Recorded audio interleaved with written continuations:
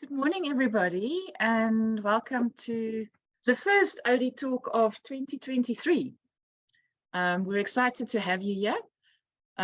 When we were thinking about what it is we want to talk about, You see my response, Yuri? John?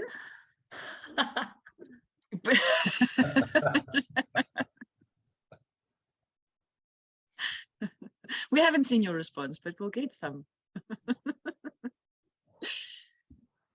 Anyway, so when we were thinking about what is it that we want to talk about for the start of this year, something that's been popping up since early 2020 has been the employee experience.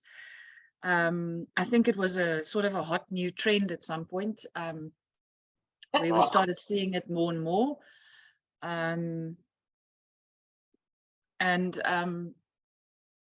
In 2020, we were approached, Willsview Academy was approached by Willis Towers Watson.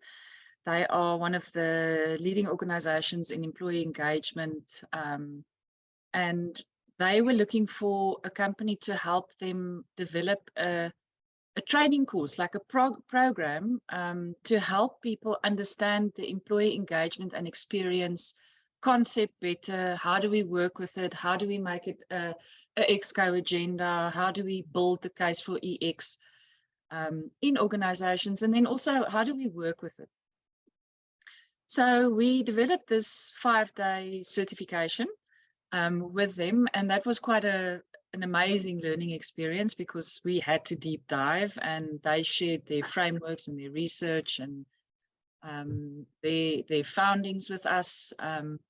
And then when we ran the first one, I think it was middle 2021, when we ran the first employee engagement and experience certification, we again learned so much from the students on that course, because then it became a reality of what is happening on the ground. And we had 4 or 5 different industries, students from 4 or 5 different industries on this course. And what we kept hearing is that it is something that is still seen as an HR project. And then with a lot of the research that we were following with some of our partners like Africa People Advisory Group, where they did research in the whole of the African continent about new ways of work, we saw how the employee experience is becoming more and more important topic to have on the agenda for strategic HR, etc. And then for us on the ground, we're lucky enough to work with many delegates, many students and many industries in our leadership development programs. And we added a module to our leadership program called Leading the Employee Experience, which again gave us some insights into what's happening. And I feel quite privileged, if I think about it, that I often get to chat to those delegates and those leaders in many of the organizations and ask them, what are the challenges? What is happening in your organization? What are the things that's bugging you at the moment? And for them, it's difficult to move from technical expert or specialist into a leader of people and suddenly being responsible for the employee experience, and realizing that they've got a role to play in the employee experience. And now what? How do I? Do I just call my HR business partner to help me with this, or do I become a champion of the EX? So we decided to see if some of our clients and our partners would be interested to come and chat about this today. And Marie, can you just mute yourself, please? To have the conversation about employee experience. How do we get it on the EXCO agenda? And then maybe the topic of quiet quitting comes up.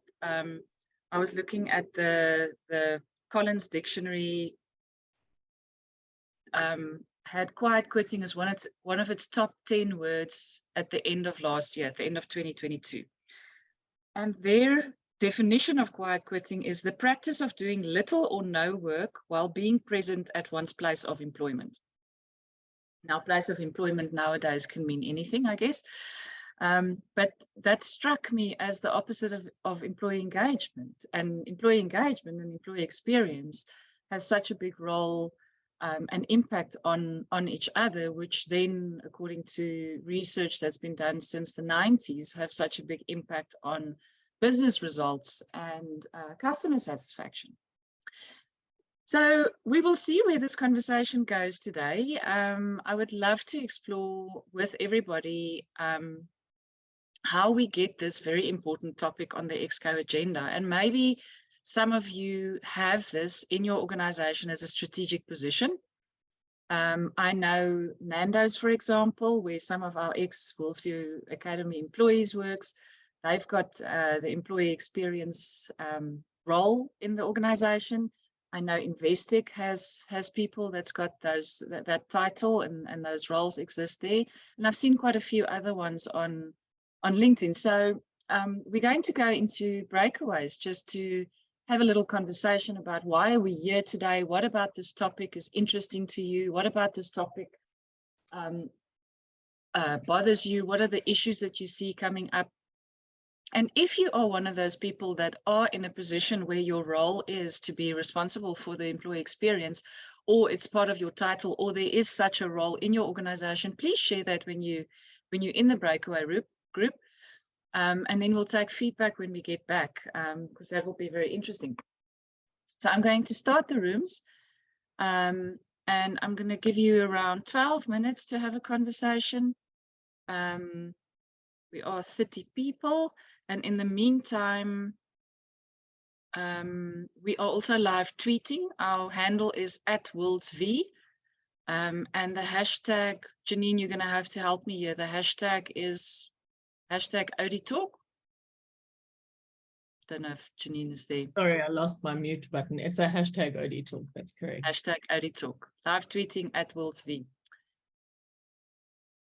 All right, I'm going to start the breakaway rooms, and we'll see you back in the main room in about 12 minutes. You should. Right, so let's hear what everybody was talking about and get some feedback from the rooms. Room 1, Atasha, Guido, Nicole, and Rose. What did you guys talk about? A lot. Nicole, do you want to go, or Guido? I think you go ahead, and maybe you can finish what you were just saying. Yeah, we were in mid-speak, and so yeah, Liesel, for us, we shared a little bit of where we're coming from, and I think we all have this threads that are common, but we have different experiences of it, and our structures and just the organizations are different. There's an interest in understanding quiet quitting, but also identifying it and almost solving for it, or just keeping, I guess, depending on role, keeping your finger on the pulse of losing employees where you can't. There's a bit of a talent aspect that came in as well, scarce skills, critical skills, that sort of thing. So it was a bit of a combination of a conversation. Are interested in learning a little bit more, but also, I guess, yeah, solutions based. It is learning, but what do you do with all this knowledge, I guess? Nicole, anything to add in my summary? You can, if you want to. I think that sums it up nicely. Yeah. So we want to know how to identify it and what to do once we identify it, because we are experiencing the losses, but it's more that our staff are leaving for better. It's not that they've given up on their jobs. They've just gone, for a lot of them, for more money that our company could not match because of the size of the organization. So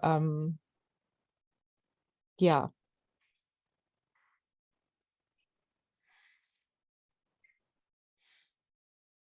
When the year before, in 2021, the big word was the Great Resignation, and a lot of people were saying, but it's South Africa, we've got this huge unemployment problem, and it's not as prevalent here. But in the end, everybody I speak to is we're bleeding talent at the moment, and we've got to find a way to stop that. Thank you for that feedback. Room 2, Cindy, Louise, Brits, Marie, and Richard. What did you guys talk about? Good morning, everyone. It was a really interesting conversation around employee X. I'm just going to touch on kind of the common things that were said. You know, we said, of course, employee X is not one single thing. And the observation was that, you know, there's some organizations that have been quite progressive and others who are seeing it as quite a transactional thing. And we're saying it's not a single thing. It's all the moments that matter between the relationship between the employee and the employer. We had also indicated that it's also not necessarily new. Like, you know, we had somebody from Sanlam and other organizations who said that it'd been called different things. It spoke to culture, it speaks to employee engagement, but it's not necessarily new. It's just that now it's currently been packaged in the way that allows for us to be a lived experience throughout the organization versus just an HR thing. The third aspect of it was, remind my memory. Yes, so that of course that it's leadership is going to have to play a key role in it. But I think that somebody brought some great insights that we cannot wait for leaders to be perfect, the perfect leaders to take employee X across, that actually there's always going to be a start, even if it starts at a point that it's transactional or tactical. But everybody in the organization has a responsibility just to start with the employee experience, as opposed to just hoping that leaders are going to run with it, which I thought was some great insights. And that, of course, for it to be sustainable, employee experience has to be something that's run across. And the view is that you actually need the tools, you need the insights, you need, you know, you need programs like that, which World's View offers, that says, here are the tools, because as much as employee experience is not a new thing, but I think organizations actually need something to contain it. And I think having a tool gives us a point of a container or a starting point through that can filter throughout the organization. And team, please shout if I left out anything else. But another example that was shared is that, you know, if you wait for the government to provide us with power and all these great things, we're going to wait forever. And so the movement around employee X should be similar, that there should actually just be a starting point of people within the organization that wants to create a positive employee experience. We touched on quiet quitting, the balance around it, saying that, of course, organizations need to do a lot to give a positive employee experience. However, there is the balance of entitlement that comes with that. For people who say, if I don't get what I want, then, you know, then I'm just going to quiet quit. And how do then they manage that conundrum between wanting to give a great employee experience, but equally not creating a sense of entitlement?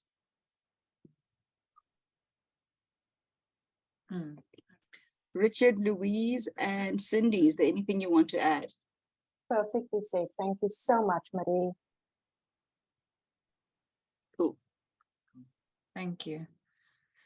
Yeah, when I was preparing for this talk, I was looking at there's so many definitions of employee engagement. But the overall one is the willingness to make discretionary effort. And if you look at the definition of quiet quitting, it's the complete opposite, you know. So is quiet quitting just telling us that your employee engagement is not what it should be? Don't know. Lisa, maybe just a comment on quiet quitting. We also had a discussion at our HR conference last year about, I think there's a few definitions around it, and I got the definition you shared this morning. There's another definition that actually speaks to quiet quitting being at the office doing what you need to do within the set time that you are contracted to do. So there's not necessarily discretionary effort that you apply or any additional time that you give back, but it's really just about, if I get paid for 7 hours, I work for 7 hours, I pack up and I leave. So there's also a slightly different definition, on that, that we've also discussed extensively at our HR conference last year. So I thought I'll just put it out there as well. Yeah, Cindy, but that's a very valid point, because a lot of the research is also around, like you said. So if employees come to the office, they do what they getting paid to do, and they leave. So they don't stay later, they don't go the extra mile, kind of thing. Is that really so bad? And the one of the articles I wrote, they quoted Derek Thompson. I don't know who he is, but he wrote an article in the Atlantic where he pointed out that the Gallup 2022 engagement numbers, where Gallup says that by June 2022, they did a survey of workers of 18 and older, and that quiet quitters make up at least 50% of the US workforce, and probably more at that point. And his comeback to that was, well, the engagement numbers weren't very much different from those going back to 2000. And he said that rather than describing a new phenomenon, the term that has taken off in part because burnt out or bored workers are simply desperate for a fresh vocabulary to describe their feelings. So there's another view on, on quiet quitting. But yeah, there's many. Okay, let's see. Room 3, Craig, John, Levine, and Lungelo. What did you guys talk about?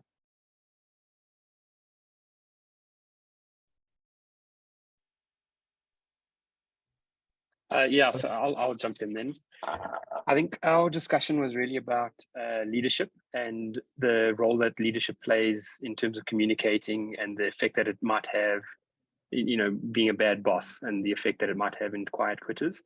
I think we all kind of agreed that it might have been a bigger conversation than just quiet quitting. It was more around retention. For me, it was also about the actual recruitment. I think in my industry the skills shortage is quite evident. And yeah, we're looking for some kind of information on it. I wanted to add to that. John raised a thing that got this metaphor in my head that there was some excitement. There was an excitement to COVID, and the way John described it, it felt like you were playing a game of Survivor, and kind of adrenaline fueled, and a lot of problem solving, and a lot of figuring stuff out, and new ways of work, and suddenly it's gone. And that boredom, I think, Liesl, that you're talking about is what I sense John describing, that there's a return to boredom. And maybe the sheer terribleness of the COVID time dampened that down to some extent, but it's back. And whether it is old wine in new bottles or a new phenomenon, I kind of agree. I think we've always had a high percentage of the workforce that isn't particularly in love with their purpose and mission and job. But I hadn't really thought about the excitement, and I say that in its positive and negative sense, of COVID. And then this post-COVID time when the most exciting thing happening to us is potholes and load shedding.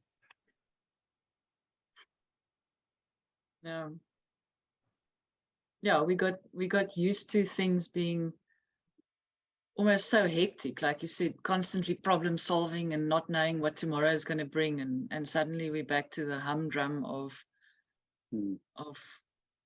not dealing with new and challenging things every day. The other perspective I noticed was from Loreen, and she extended this to students. So I don't know if there are other people from academia here, but she said they have students that are quitting, literally, so stopping their education programs and entering the workforce. And I got the sense that that's in higher numbers than they're used to.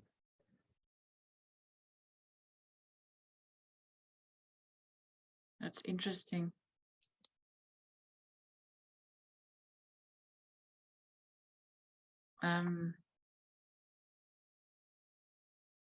Was that from Levine? Is it Levine or yes, It's Levine.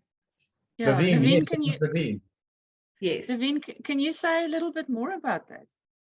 Okay, so we have a learning academy that we offer 2 full qualifications for. We normally take on unemployed students or learners, and we put them through learnership programs. And then we find that certain times in our program, they quit. And we do understand that we do pay a stipend, and they normally, well, our assumption or presumption is that they go towards more lucrative offers. So if there is 1,500 Rand more coming into their pockets, then that is for them lucrative. So that is what they have to, that's what comes home every month. So we've started looking at explaining to them what is the bigger picture, what it costs our company to actually put each individual through the program and take them through that entire program. And at the end of it, it's not Triton that's offering them a qualification. It is actually the department that's, it's a nationally recognized qualification that they earn for themselves. But at the end of the day, money talks. So money talks louder than the bigger picture. Yep. Liesel, if I may. Yes, Lawrence. Yeah, just a view on this. We've also come across it if young people being offered bursaries or they get an opportunity to be trained, I think eventually we have to take into account the larger global, national, macro economic environment that we are in. If people have to decide between employment, putting bread on the table, or education, currently it's a survival level, and many people are actually, I've fortunately my children are done with their studies, but some of their student friends that actually terminated and stopped or paused their studies just to take on a job, and we find often that they are the single providers for a family. There's a very small percentage of people that can actually go to varsity, go to formal education on different levels, and be sponsored in that. They still have to eat, you still have to live. And then obviously, just with quiet quitting as well, we have to take the whole PESTEL acronym into account: the politics, economics, society, technology, legal environment, all that comes into play. And people, it's amazing how many people in our environment are immigrating. Because of the potholes and the load shedding and the water and the total disarray that we find ourselves in, they just pack up. I mean, they've got pretty good careers with us, and they just resign in short notice, and the next thing you hear, they are in Europe or in America or Australia, New Zealand, and they are sought after. So I think we just, trying to solve just what is quiet quitting is one, why people, but find out why people are actually leaving. And then, yes, returning to work is an important factor. And you sit there with managers. I think managers crave the idea to have a horde of people that they can manage, crack the whip. And we find that's a bad culture, where people actually cannot manage people remotely. They simply don't understand their own work. They don't understand what work needs to be done. They cannot do the work of the people in their teams. And then the only thing is they can follow a kind of compliance. And people get so fed up with it, they just, start quiet quitting. And the next thing is they actually quit and they leave the organization. That's just 2 cents additional information.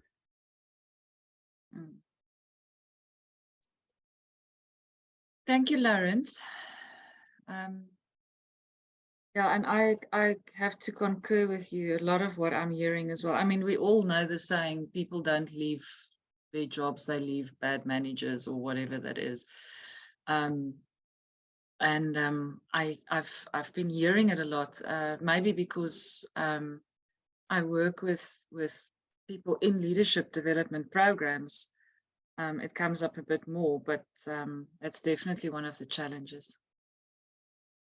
Right, thank you. Let's see if we get back to that at a point. Room 4 had Marie, Mbali, and Odwa.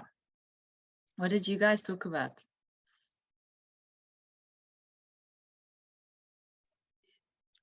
Mbali, do you want to go for it, or I can just and then you guys can add?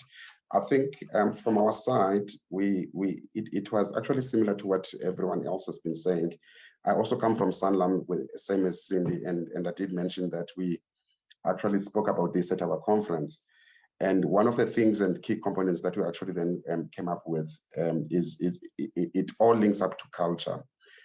Be it is that the employees are no longer engaged, be it that you know, the people are actually just disengaged totally, but it links to the culture. The culture in terms of how you lead people, how you manage people, how you actually give the guidance to the people. So we actually compared it to what it used to be formerly like a go-slow, where people, you know, just don't want to actually then do what they're supposed to be doing. They're no longer actually just motivated. They will just go and do what they just need to do and get their salary at the end of the day. So and people are doing that because there's no psychological safety. Because of they can't speak up. You know, and there's that disconnect, you know, and we're looking at that organization needs to actually then start to build that psychological safety. They need to actually then start to work on their culture so that people feel engaged first and foremost, but also they can speak up in their organization. But also when they show up to do meaningful work, not just show up because they are needed to be at the office, but they need to actually then start to do some meaningful work, and then they can start to experience. I'm not sure if Mari and Bali, you want to just add from that. Audra, I think that's just about it. We all agreed that the root cause might just be the culture in the organizations. And we said that leaders need to create a working space, a working environment that is conducive to working, which they can do through a cultural shift that needs to happen. So people need to be comfortable to voice their opinions and say how they feel or what they need in order for them to do their jobs properly and stay motivated. But now if leaders don't have that open door policy that allows their employees to voice out their frustrations or their opinions on how to do things, then people will just keep on quiet quitting. So basically a cultural shift needs to happen in organizations. Managers need to create an environment that allows people to speak up. That's what we discussed.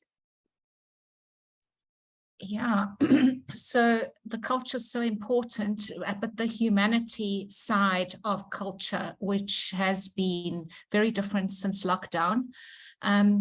I think that a lot of people were forced to work from home and uprooted their whole lives. Some even moved their children to schools near home. And now suddenly organizations bring in a rigidity around how hybrid work should work, what days you need to come in or to come in permanently. And now people sit in traffic for an hour and a half. Petrol, fuel and fuel costs have gone up. And they come to work and there is no psychological safety, so they can't express the frustration and anger at having to come in. And they come in and sit behind a screen in another Zoom meeting that they could have done from home. So yeah, quietly quit. Culture. Odwa, may I ask you, this conference that you and Cindy attended, did you guys come to a solution at the conference?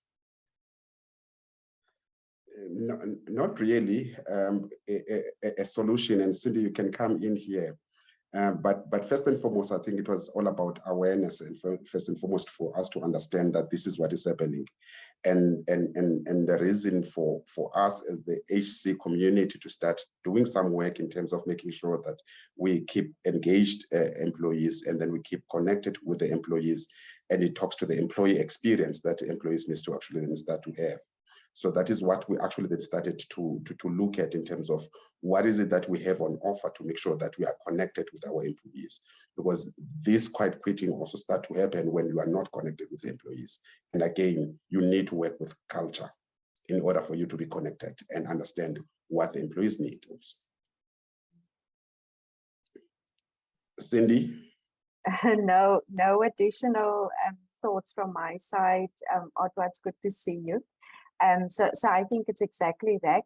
I think the purpose of the conference was really just, also for us, because it was the whole HR community, and we're talking about 300 plus people. So this was actually part of, some of the trends that were shared, all of the new themes and things that are evolving that were shared. And we've got a lot of businesses within the Sanlam space. So typically what we would do is to take that information back and work with it. But we've also got the employee experience office that's based within the Sanlam group HR team that lead a lot of, the initiatives that will support the businesses across the Sanlam group to create that experience and to deal, with some of these things that are popping up, like quiet quitting and how we manage that.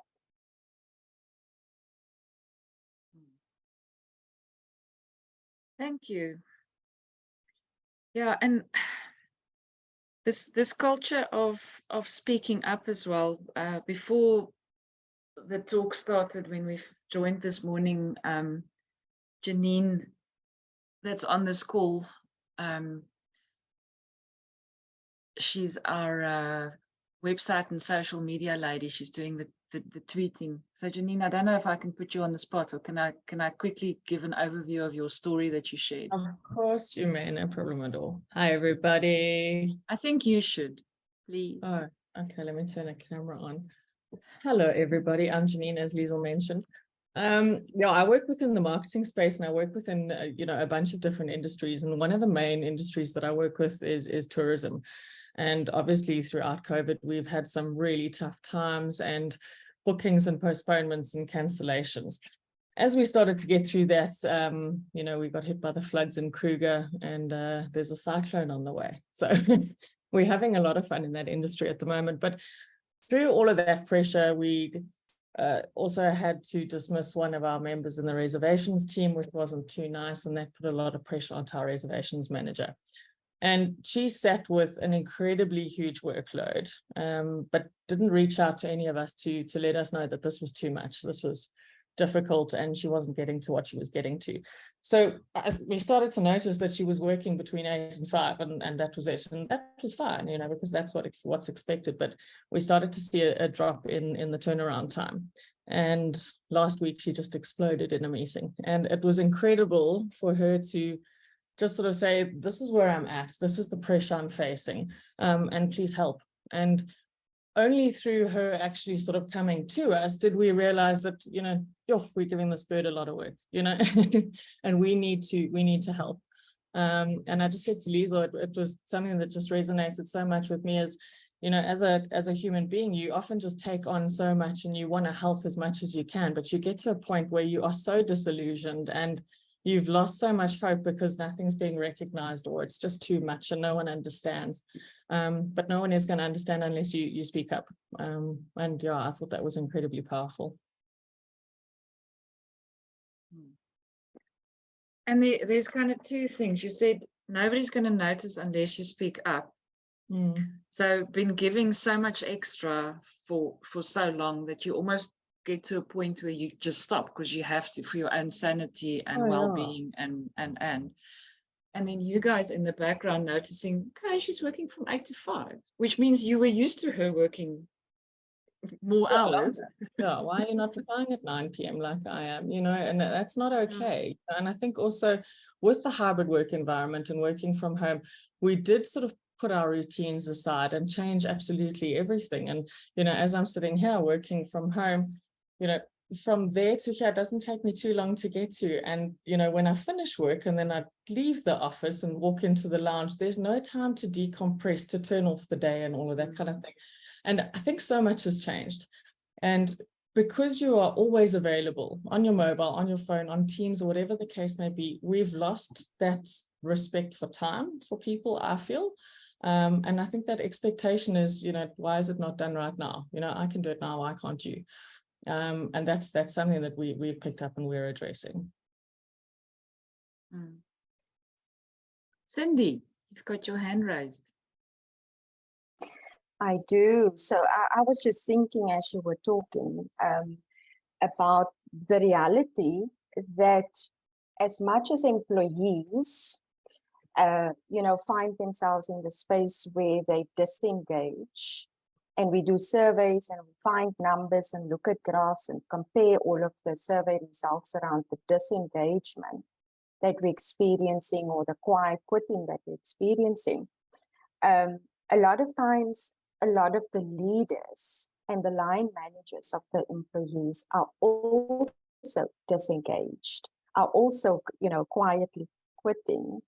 And because of that disengagement, from a leader perspective, not checking in regularly with the people, you know, having a conversation, picking up on data and information and asking questions, you know, to be able to get to the issues quicker, you know, will end up, you know, at a stage where you found yourself where, you know, the individual is not coping, the staff member is not coping. So I think, you know, there's a lot of responsibility on the leaders. And I think that is maybe where we as HR professionals, for those of us who find ourselves in that space, you know, we need to show up in those spaces and engage with leaders in such a way where they will take up that responsibility to check in with their people and to become more engaged, you know, and be genuine, and engage authentically with their people to really understand what their issues are, so that we don't get to situations where people just time out. Yeah. Louise, I'm going to give you a chance now.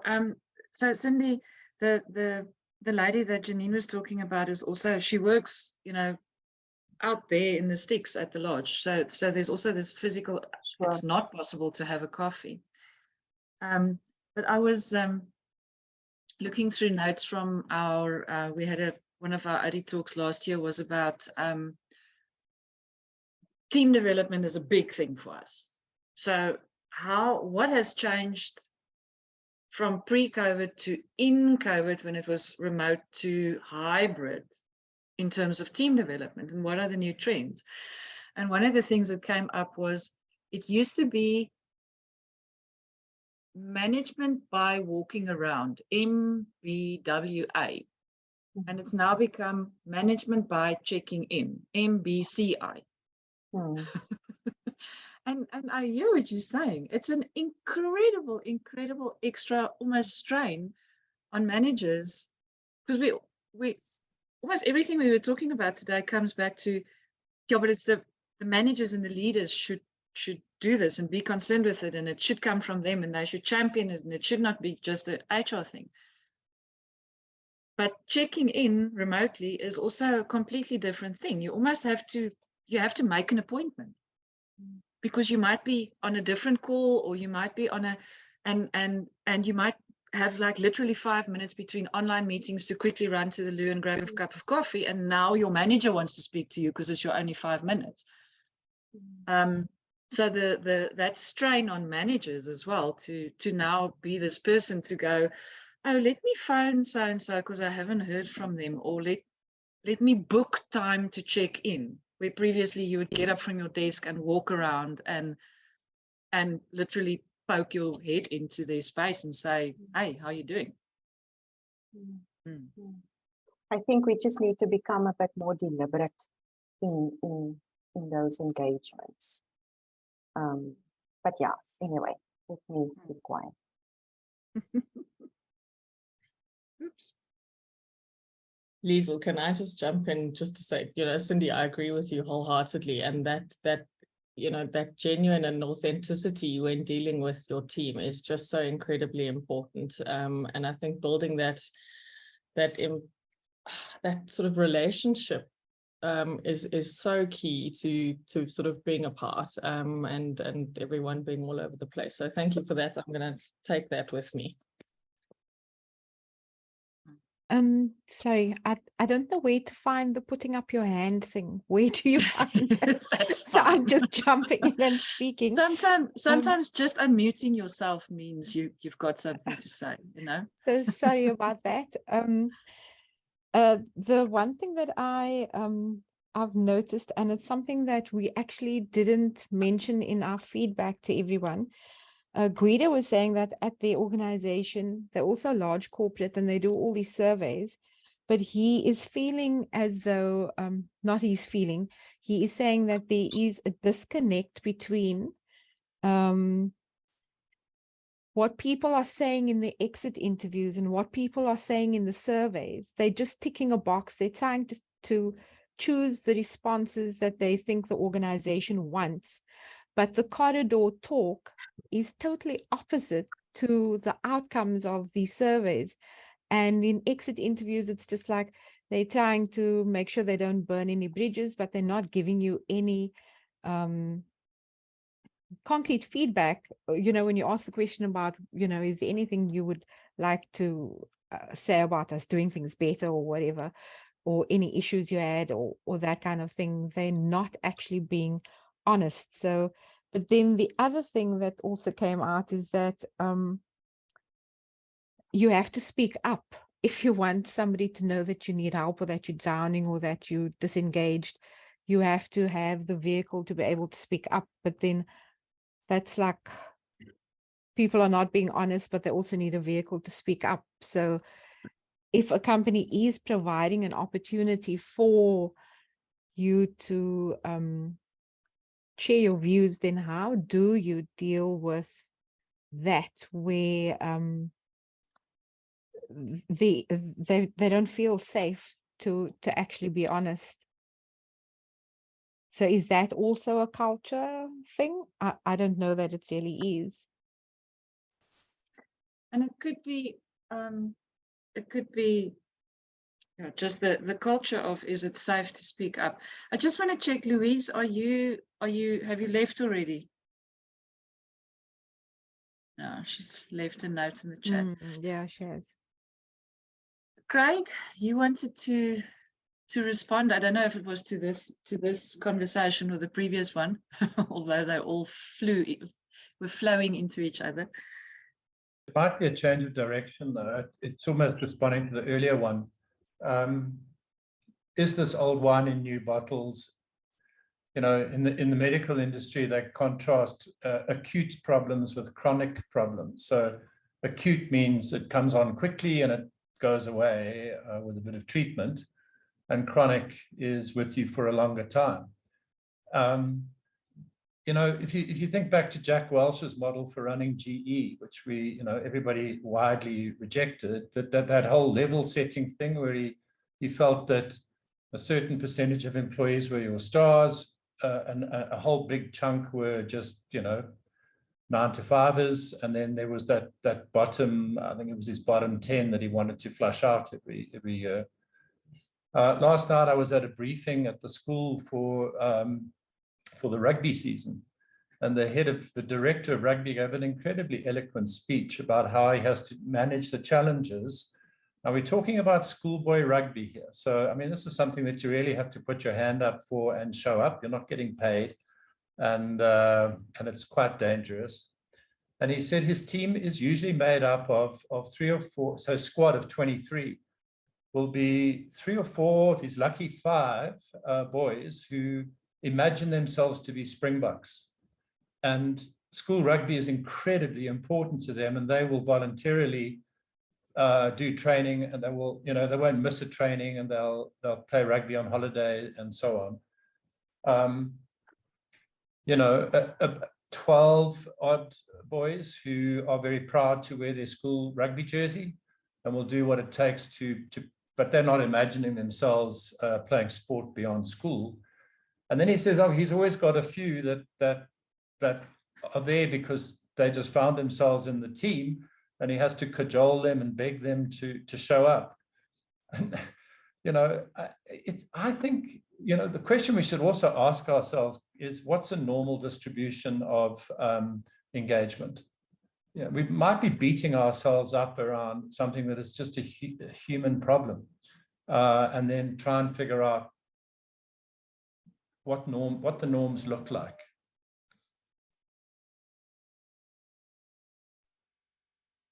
Interesting. This acute versus chronic is also taking my head to many other places.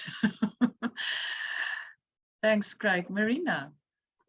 Yeah, I resonate with what Craig is saying, because, you know, if you think about it, the company's performance must actually plot the performance rating of an organization's employees, right? And for years, we've been trying to help employees to understand, if you don't get above average, it's not a sin, right? You've met your expectations. It's okay.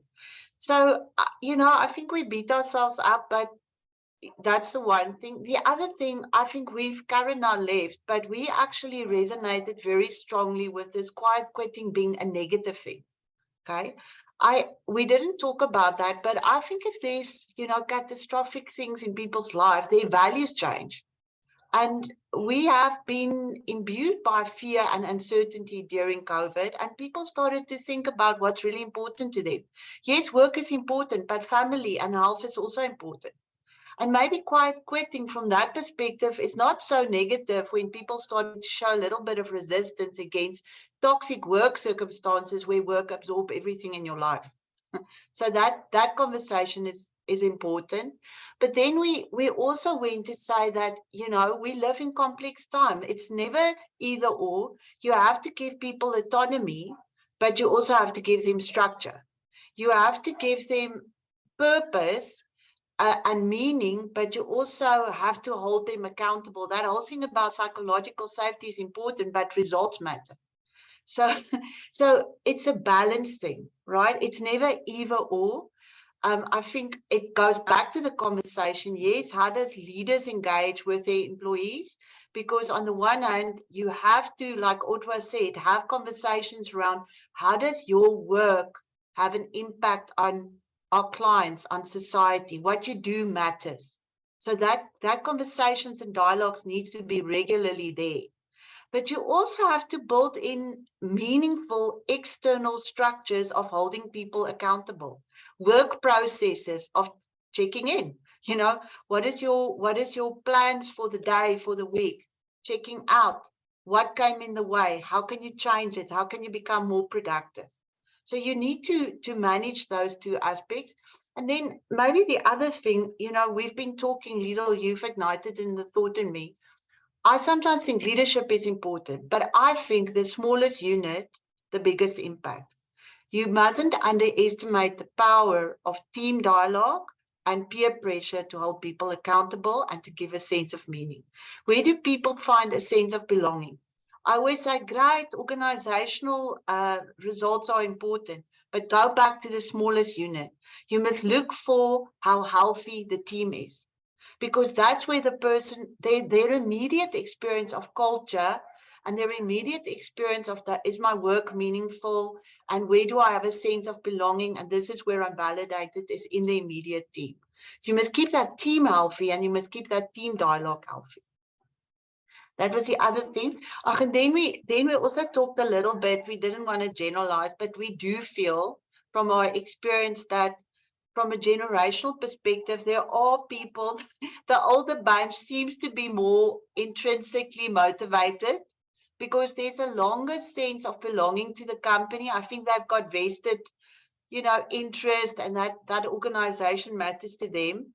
Where young people, I mean, yeah, I take myself, you are more externally motivated when you're younger because you still find your identity. You know, you still need to grow in discipline and character, etc. So it's once again not either or. You have to create purpose for people, but you have to create external structures of accountability and let them start. I mean, we are working with a channel now of about 24, 25 years old. I mean, we know that the prefrontal cortex are only really settled by then, you know, so you have to be the prefrontal cortex, create some structure, but also give them validation, give them a sense of hope and belonging, etc. Yeah, what was the other thing? Yeah, then maybe, and I don't want to, it's not a negative thing, but you know, we've been recruiting a lot of people and we did it virtually. And I'm making a statement that's maybe a bit unfair. There is a lot of unemployment in South Africa. We all know it, but we've seen thousands of people on video. A lot of people are simply also not because of their circumstances employable. Right, I'm saying it with respect. It's difficult circumstance, particularly to work virtually, etc. And I'm thinking it's got to do with articulation. It's got to do with, you know, understanding work ethic, etc. So, and their personal circumstances. And for me, I think it's the school system, the educational system probably failed in many regards of people. But that also makes you to think. If you say quiet quitting, disengagement, it's like one of the previous speakers said.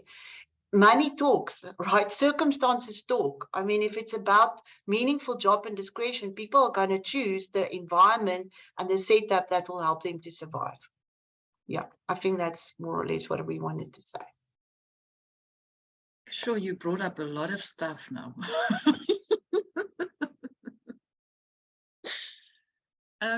Let me, Kagelu, you've got your hand raised.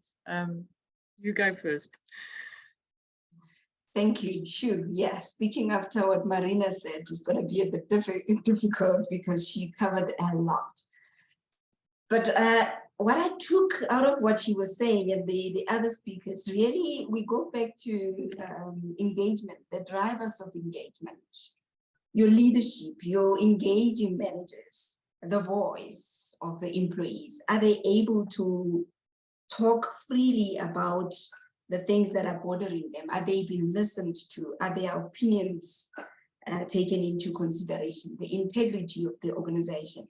And then you also look at the inhibitors of employee engagement.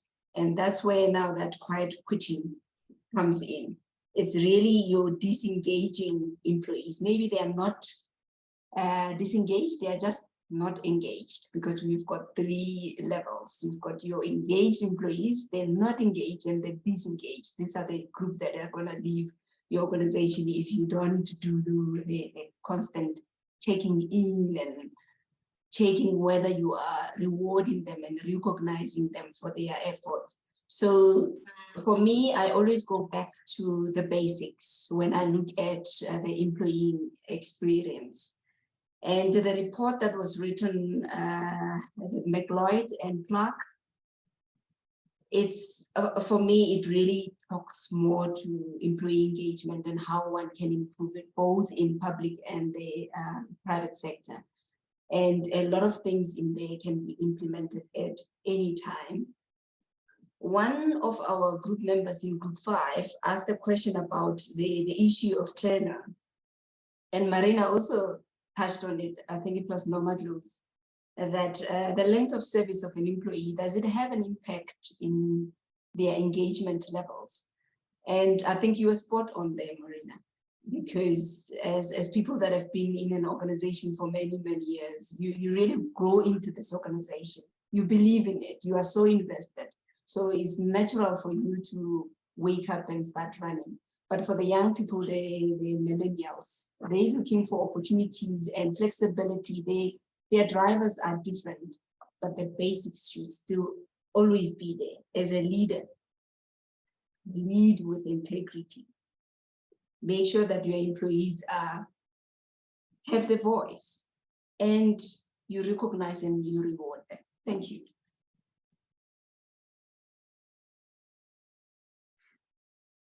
I've heard a few times now today, make sure the employees have a voice, make sure we hear them, make sure the policy is open door, make sure there's a culture where people can raise what they do. And it's interesting because Willis Towers Watson's response to EX back in 2020 was to create a listening strategy. So maybe that's another way of looking at it, to say, okay, well, there are voices, but for some reason we're not hearing them. So what is our listening strategy? Which might include the cultures not allowing people to feel like they can speak out. I just want to check in quickly. Okay, Kagela, you and Hilton were in room 5. Yes. So Marie. Sorry, I just wanted to add, like the previous speaker, I also can't find the hands up button on the phone. So I'm physically putting my hand up. It was just a remark on something Maureen has said, and I can't remember the previous speaker around when employees are given a voice. You know, they have the exit platforms, and then they've got the surveys. They're not being honest.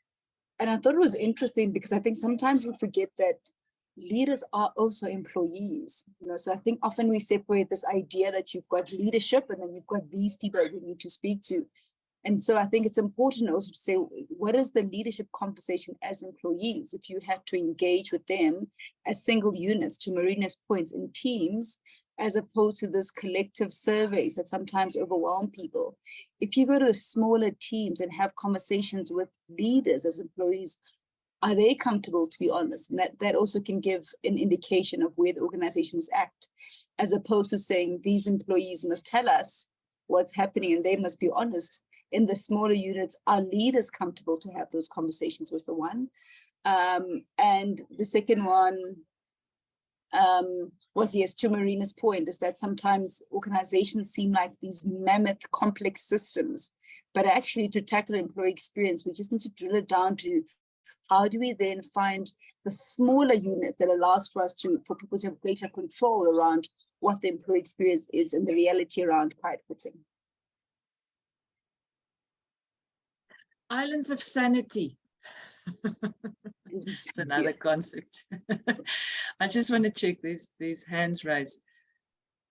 Nomadlozi? Thanks, Lizelle. Sorry, I'm not camera ready, so I'd rather not see my face today. From me, I'm wondering whether if the survey fatigue is also not one of the biggest contributors that makes employees to end up just saying, you know what, is it even worth it to talk, to say anything? So I hear the engagement surveys and all that, we want to listen to employees, but I think one of the challenges in most organizations, we go and listen to employees, we go and survey, put action plans in place, nothing happens. Next year, a new story comes, new exciting leadership words are thrown in. 3 years down the line, the same issues. And that's why I believe personally, I don't think people who are brand new may have much of this habit of quiet quitting, but it's people that have been there and just feel, this is just going with the emotions. Not much is gonna change. I'm not even being rewarded. So why kill myself? Let me just do what is required. And I think as one of the ladies said, is it even wrong maybe to do? Maybe that's what we should have been doing all along to avoid burnout. That's just my take, yeah, thanks. What is it that we should have been done all along to avoid burnout? To just do what you are required to do. You are hired to work 8.2 or 8 hours, and why keep on killing yourselves? But I think it has to do with being young, age-driven. You want to do more with an expectation that something is going to come. And then reality hits, it's not coming. Then you realize, hey, I've got family, I've got other interests to focus on. So maybe it's not that wrong to do what is required. You are, after all, if you paid R5 to do 8 hours, that's what you should be doing. But unfortunately, the nature of work is that there's more work coming in and the reward is remaining the same. And with organizations trying to be more operational efficient, you know, they are cutting the number of staff. So they want to do more with less. So that's the dynamic that we sit with. But I'm saying, maybe if I had to tell my 20-year-old what to do, I would tell her, don't have to kill yourself. Do what is required, have a high work ethic, but don't kill yourself, because who's suffering with gray hair, with burnout effects now? It's me, and what have I got to show? Not much. But anyway, that's just my personal view. But I'm saying one part as well, I think the previous speaker was speaking about talking to employees, small group. That is good, but we mustn't miss the point that when you just talk, people keep on giving you, there's a wellness survey, there's an engagement survey, there's focus groups each year, but there's no change in some of the things that people are raising. At the end, you realize I'm hitting myself against the wall. It's enough to do what I'm being paid to do. I'm not cheating the organization in any way. Thanks. Yeah, no, but Lucy, and I wonder sometimes, you said if you had to give your 20-year-old some advice, it's to work your 8 to 5 or whatever with great work ethic. And it's almost become, great work ethic has almost become, and work at, after dinner again, and do your first email at 5 or 6, and unfortunately, but I hear what you're saying. Mbali, your hand was up, and then after you, Hilton. Yes, so I just wanted to add on the topic of people's voices being heard in the organization. It also came up in our room, and we said that people may be quiet because they have been trying to speak up and they realize that they're not being heard. Or in some instances, people realize that speaking up actually sets a target on your back. So if you want to remain in the organization, you need to just take your corner and not say much, because if you're the one who's always complaining, always trying to make things happen and speak for the group when other people are quiet, then it sets a target on your back. And then on what Nomadlozi is saying about just doing what you need to do, what you're employed to do, and not exerting yourself because of burnout and stuff like that. I always hear people talking about that if anything were to happen to you today, it takes a day or two for an organization to replace you. So why should you put your life on hold and try to be the champion of an organization that can replace you anytime? So I think that's one of the reasons people just choose to quiet quit. Well, definitely, if speaking up puts a target on your back. If that's the culture in the organization, I can 100% see why quiet quitting then happens. Yes, it also did go back to our conclusion in our room that a cultural shift needs to happen in organizations. Leaders need to create a culture where people are allowed to speak out, where people feel heard. Yes. Thanks, Mbali. Hilton? Thanks, everybody. So I run a psychometric organization that is knee-deep in data around engagement and around exits. We have we run these things in hundreds of organizations, and I know that it sounds like data's had a bit of a bad rap here in this session, but there's always noise in data, but there's always useful things to extract from data. And just to put some numbers to what are the, some of the things that I've been hearing over here. I mean, in the last decade, if I look at the kind of numbers of people in an organization who are toxically disengaged, it seems like it's generally fairly low. If it's more than 10%, we're always surprised. But there is, even in good organizations, generally around 10% or, sometimes less, it can go down to 2 or 3%. There's always people in an organization who want to be somewhere else. And that's just a reality. And you have to work with them, and your managers need to do what they can to engage those people. But there's always people in transition. Then I was hearing data around people leave managers, and it's true, they do, some do, but not a lot. If I look at the thousands of data points that we have, and we ask the question, if you could have changed managers, would you have stayed? Only about 20% of people ever tick the box of saying, I left because of my manager. So about 80% of people are leaving for other reasons. And often those 80%, within the 80%, are people who love their manager, they like the company, they like their job. What they're leaving for is new mastery. They have become bored or stale, or they've been in the same job for many years, and the organization hasn't done enough to give them stretch assignments and to help build careers. And I think that the demands in an organization today with this generation of staff is really to do, and this is what we're talking about, the kind of staff experience, the employee experience, is to keep jobs fresh. keep technology that helps build jobs, give people new skills, be in a learning organization where people can continuously learn, are all part of the things that make jobs more sticky. So there's lots of interesting data that we have around the stuff. It's been fascinating to hear people speak. And lastly, maybe just let me just say, and I think it was Lawrence in our group who was saying that, you know, to some extent, we're dealing, when we talk about quiet quitting, it's a meme. Is it real? How real is it? What is the data on it? You know, it's a buzzword now. It may be real, but definitely it feels for me that the move towards hybrid work has created a bit of a difference in the world. And it seems to me that some companies are forcing people to come back to work or forcing some hybrid, but not for good reasons. It's just because they've got a vague idea that we should be together as people. And it works for some people, but it doesn't work for a lot of people. And especially since people got used to working at home and the convenience of not being in traffic. And I'm talking predominantly about knowledge workers over here. When they're forced to go back, it creates disgruntlement. So you really have to individualize in a hybrid workspace. Who must be back? In a factory, people have to be back. But with knowledge workers, people can work very productively at home. And forcing them to come back definitely creates disengagement. Thanks. I'm sorry that was a bit of a long ramble. That was the stuff we covered in our group. Thanks, everybody. No, Hilton, thank you very much for that.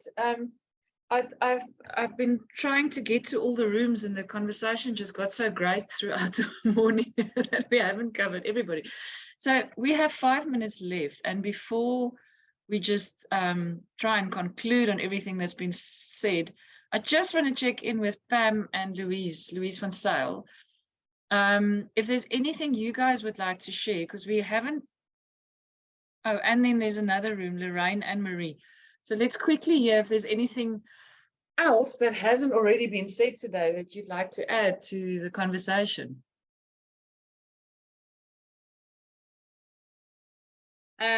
So yes, Pam, I'm going to go if I may. I think the one thing maybe we did not address, or we did, but in a different format, is people feeling relevant. Am I still as relevant as what I was when you saw me in the office? And I think all of that speaks to, Hilton just mentioned it now, people are being forced back into offices because people are not managing people. You should not be doing that. It takes away the, again, the autonomy, which the other lady spoke about. And I think what we're missing right now is the fact that people feel irrelevant because we don't see them.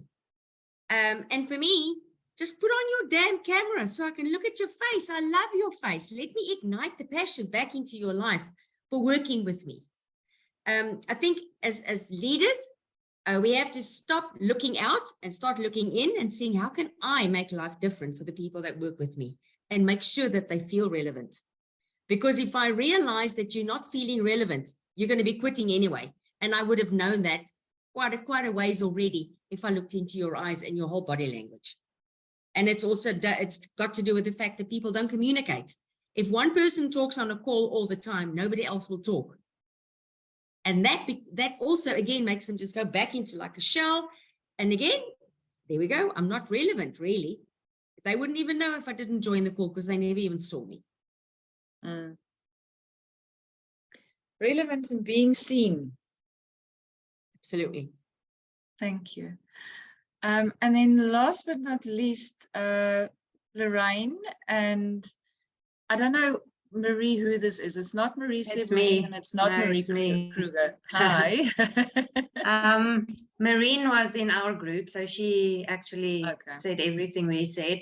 But there is something that I would like to add that we never spoke about in this call. I think we should not underestimate the amount of pressure people are under with what is going on in the country and in the world. And that also reflects in the way that they work, the way that they operate at work. Yeah, load shedding for one, it's ridiculous. Now you are at home, you want to be productive at home, but you can't because there's load shedding for 4 hours at a time. You have 2 hours that you can actually do something. In that 2 hours, you still need to do the washing and whatever else needs to be done with electricity, and you need to get to your work. And most people have the option to go to the office, but with that, I mean, there has been extreme fuel increases, and the robots are out, the traffic lights, not robots. So you take another hour, hour and a half just to get to work. So yeah, I think we should not underestimate that as part of the entire problem. And employees do not always know why they are feeling the way that they are feeling. And maybe because they are feeling safe at work, that's where they are raising the issue, or raising their frustration. It's not, maybe it's not work that is frustrating them. It's just the entire situation. Yeah. So my design for this session for today was quite open, to start with conversation and hopefully to keep having conversations, and that's exactly what we did. So with 1 minute left, I don't think we came to a conclusion, but I also thought this subject is so big. I didn't think that in 90 minutes from 30 people having a conversation, we'd necessarily have solutions. But my hopes was that for each other, in what we say and what we're thinking and what we've discussed, that new ideas have been sort of taking seed in our minds, because we've now had feedback from so many different industries and people and opinions. And I think it was absolutely beautiful. So I was trying to think of everything I heard. If I had to summarize everything I heard sort of in one sentence, in a very short sentence, then I stick to my guns that I always say in all the leadership development work that we do and all the culture work, is walking the talk. Is for anyone. You don't have to be a leader to show up, to share, to help change the culture if the culture needs changing. And it's easier said than done. So thank you, everybody. It's 1 minute past 12:30. Thank you for showing up. Thank you for having the conversation. Thank you for being open. We will do some sort of a summary of what was said today and send it out with a newsletter, and maybe we'll continue this conversation next month. Not sure yet. Thanks, everyone.